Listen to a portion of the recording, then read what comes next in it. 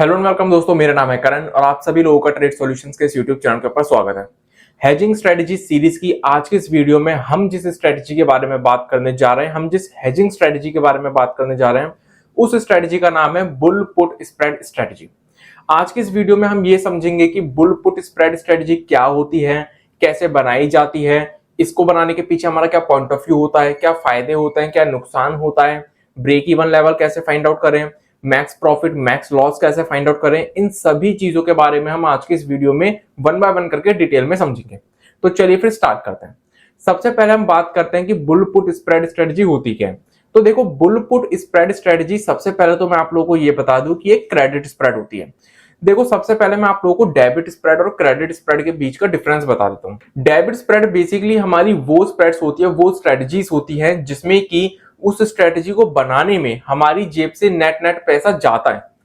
लेकिन वहीं दूसरी तरफ अगर क्रेडिट स्प्रेड की बात करें तो क्रेडिट स्प्रेड्स हमारी वो स्ट्रेटजीज होती हैं जिनको बनाने में हमें नेट नेट पैसा मिलता है। तो डेबिट स्प्रेड मतलब पैसा जा रहा है उस स्ट्रेटजी को बनाने में, और क्रेडिट स्प्रेड यानी कि उस स्ट्रेटजी को बनाने में पैसा मिल रहा है हमें। अब डेबिट स्प्रेड का अगर मैं आप लोगों को एग्जांपल दूं तो वो हो गया हमारा बुल कॉल स्प्रेड स्ट्रेटजी, वो एक डेबिट स्प्रेड है। और यहीं पर बुल पुट स्प्रेड स्ट्रेटजी ये क्रेडिट स्प्रेड है। तो आई होप कि आप सभी लोगों को डेबिट स्प्रेड और क्रेडिट स्प्रेड के बीच का डिफरेंस समझ में आ गया होगा। अब बुल पुट स्प्रेड स्ट्रेटजी हम क्यों बनाते हैं, इसको बनाने के पीछे हमारा क्या पॉइंट ऑफ व्यू होता है। तो देखो, बुल पुट स्प्रेड स्ट्रेटजी भी तब बनाई जाती है जब हमें लगता है कि मार्केट के अंदर हमें एक अपमूव देखने को मिल सकती है। बुल कॉल स्प्रेड स्ट्रेटजी भी इसलिए बनाई जाती थी मार्केट के अंदर अपमूव को कैच करने के लिए, और बुल पुट स्प्रेड स्ट्रेटजी को भी मार्केट के अंदर अपमूव को कैच करने के लिए ही बनाया जाता है। अब बुल पुट स्प्रेड स्ट्रेटजी के अगर हम फायदे और नुकसान की बात करें तो बुल पुट स्प्रेड स्ट्रेटजी का अगर मैं फायदा बताऊं तो बुल पुट स्प्रेड स्ट्रेटजी का जो सबसे बड़ा फायदा होता है वो ये होता है कि इस स्ट्रेटजी के अंदर अगर हमारी डायरेक्शन में मूव आती है तो हमें इसके अंदर प्रॉफिट होता ही होता है।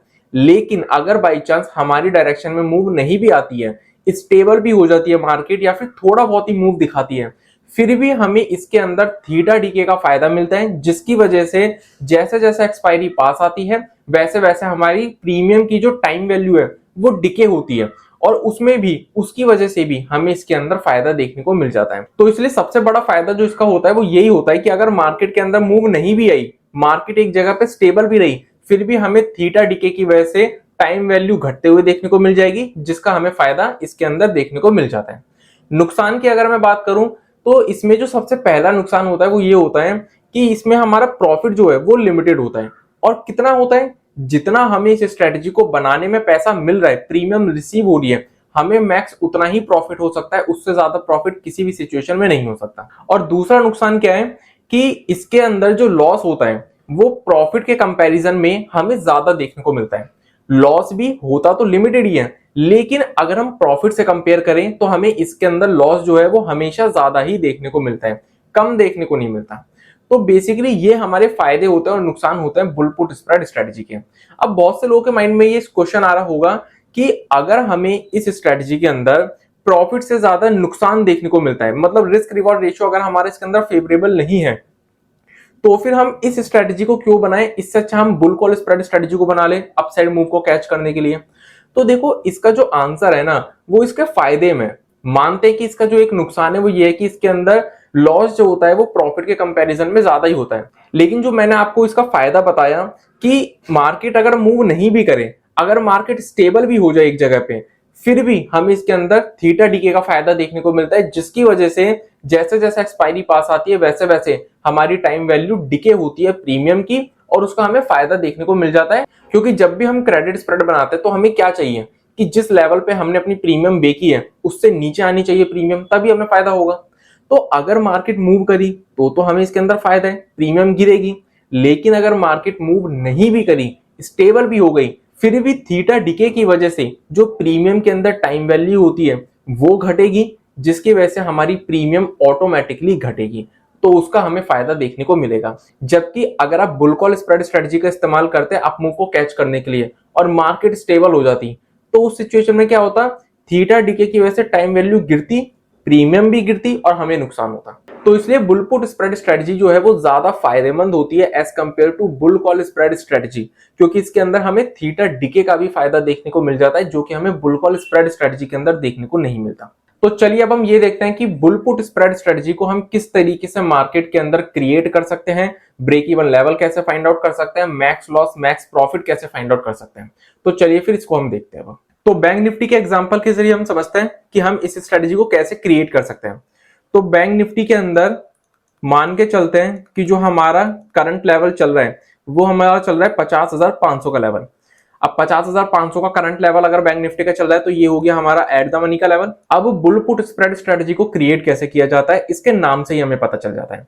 बुल मतलब तेजी के लिए हम इस स्ट्रेटजी को क्रिएट कर रहे हैं, और पुट मतलब पुट ऑप्शन के जरिए हम इस स्ट्रेटजी को क्रिएट करेंगे। यानी कि बुल पुट स्प्रेड स्ट्रेटजी पूरी की पूरी पुट ऑप्शंस के जरिए ही क्रिएट की जाएगी। अब क्रिएट कैसे होगी, सिंपल है। बुल पुट स्प्रेड स्ट्रेटजी को क्रिएट करने के लिए हम क्या करेंगे, हम एट द मनी की जो पुट ऑप्शन होगी उसको तो हम कर देंगे सेल, और जो आउट द मनी की पुट ऑप्शन होगी उसको हम कर लेंगे बाय।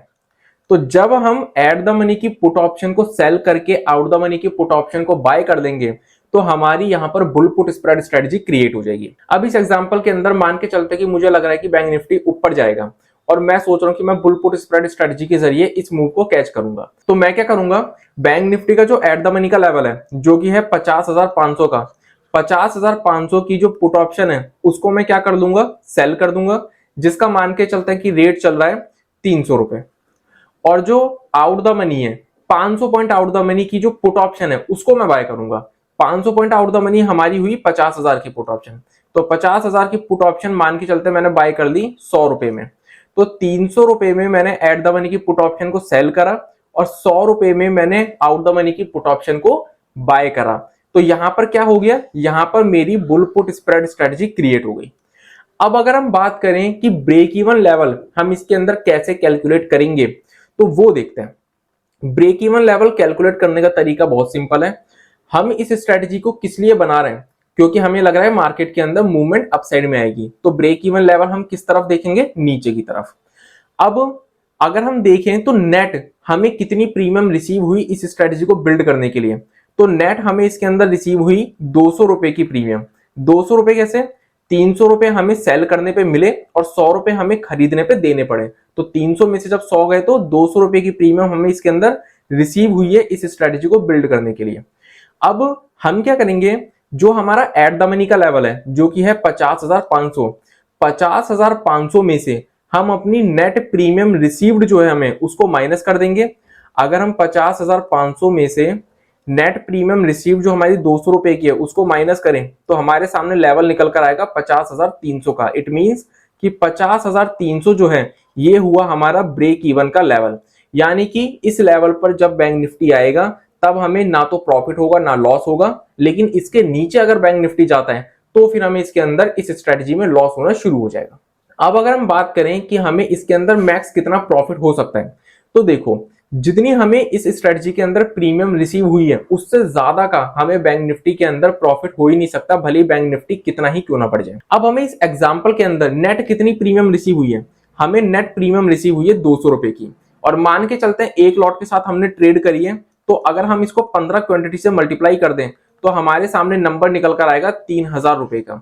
इट मींस कि 3,000 रुपए से ज्यादा का प्रॉफिट हमें इस पूरी स्ट्रेटजी में किसी भी हालत में नहीं हो सकता। मैक्स प्रॉफिट 3,000 का ही हो सकता है, भले ही अब बैंक निफ्टी कितना ही बढ़ जाए। अब अगर हम बात करें कि मैक्स लॉस हम इस स्ट्रेटजी के अंदर कैसे कैलकुलेट कर सकते हैं, तो उसका तरीका भी बहुत सिंपल है। हमने जो दो स्ट्राइक प्राइस के अंदर ट्रेड करी है 50,500 और 50,000, दोनों स्ट्राइक प्राइस के बीच का जो डिफरेंस है सबसे पहले हमें वो देखना है। अब यहां पर इन दोनों स्ट्राइक प्राइस के बीच का जो डिफरेंस है वो है 500 रुपए। अब ये जो डिफरेंस है 500 रुपए, इसमें से हम क्या करेंगे, अपनी नेट प्रीमियम रिसीव्ड यानी कि जो हमें 200 रुपए की प्रीमियम रिसीव हुई है इसको माइनस कर देंगे। जब हम 500 रुपए के डिफरेंस में से 200 रुपए की नेट प्रीमियम रिसीव्ड माइनस कर देंगे तो हमारे सामने जो नंबर निकल कर आया वो निकल कर आया 300 का। और जब हम इसको मल्टीप्लाई कर देते हैं एक लॉट की क्वांटिटी से तो हमारे सामने नंबर निकल कर आएगा 4500 रुपए का। इट मींस कि इस पूरी स्ट्रेटजी के अंदर अगर हमें नुकसान होता है तो 4500 रुपए से ज्यादा का नुकसान हमें नहीं हो सकता, ये हमारा मैक्स लॉस है। तो इस तरीके से हम क्या कर सकते हैं, मैक्स लॉस भी कैलकुलेट कर सकते हैं। सिंपली हमें क्या करना है, जिन दो स्ट्राइक प्राइस के अंदर हमने ट्रेड लिए उनके बीच का डिफरेंस देखना है और उसमें से माइनस कर देना है हमें अपनी नेट प्रीमियम रिसीव्ड को, जितनी हमें नेट प्रीमियम रिसीव हुई है। तो जो हमारे सामने नंबर निकल कर आएगा उसको जब हम अपनी क्वांटिटी से, लॉट साइज की जो क्वांटिटी होती है उससे मल्टीप्लाई कर देंगे तो हमारे सामने निकल कर आ जाएगा कि हमें इस स्ट्रेटजी के अंदर मैक्स कितना लॉस हो सकता है। अब इस एग्जांपल के अंदर हमें 4500 रुपए से ज्यादा का नुकसान नहीं हो सकता, भले ही बैंक निफ्टी कितना ही क्यों ना गिर जाए। तो इस तरीके से हम break even level, max profit और मैक्स लॉस को कैलकुलेट कर सकते हैं इस स्ट्रेटजी के अंदर। तो इसी के साथ आज की इस वीडियो को मैं यहीं पर कंप्लीट करता हूं। आई होप कि आप सभी लोगों को आज की वीडियो अच्छी लगी हो, इन्फॉर्मेटिव लगी हो। तो मिलते हैं नेक्स्ट वीडियो में, तब तक के लिए स्टे सेफ, स्टे हेल्दी।